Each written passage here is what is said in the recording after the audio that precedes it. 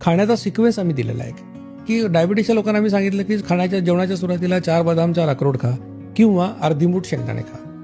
त्याच्यानंतर मोठी वाटी सॅलड खा. म्हणजे काय, एक काकडी एक टोमॅटो एवढा ऐवज खा. त्याच्यात गाजर आणि बीट खाऊ नका, आणि त्याने शुगर वाढते. त्यानंतर तेवढीच वाटी मोडरले कडधान्य किंवा 2 अंडी खा. हे खाऊन झालं की बाकी काय खायचं ते खा. नंतर तुम्ही काहीही खा.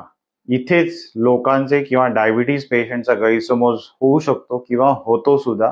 जिथे सर म्हणतायत की तुम्ही सॅलड खाऊन झाल्यावरती उसळची एक वाटी खा, नंतर तुम्ही काहीही खा, ह्या वाक्याने बरेचसे डायबिटीज पेशंटचा गैरसमज होऊ शकतो आणि होतो सुद्धा. जिथे लोक राईस आणि चपाती यावरती काहीच कंट्रोल आणू शकत नाहीत किंवा आणतही नाहीत, आणि तिकडे तुमची ब्लड शुगर स्पाइक्स जेवल्यानंतरची पण कंट्रोलमध्ये नाही येऊ शकत. डायबिटीसच्या पेशंटनी हे करणं अपेक्षित आहे की तुमचं सॅलड आणि उसळ किंवा डाळ ह्या पदार्थांचं सेवन झाल्यानंतर भाजी आणि एखादी नाचणीची भाकरी, ती सुद्धा अर्धी जर जमली तर अतिउत्तम, नाही जर जमली तर एक नाचणीची भाकरी घ्या आणि तिकडे जेवण संपवा. तुमचा 1 ग्लास ताक तुम्ही घेऊ शकता, जेणेकरून तुमचे ब्लड शुगर स्पाइक्स जेवल्यानंतर कमीत कमी होतील आणि डायबिटीज रिव्हर्स करायला नक्कीच मदत होईल.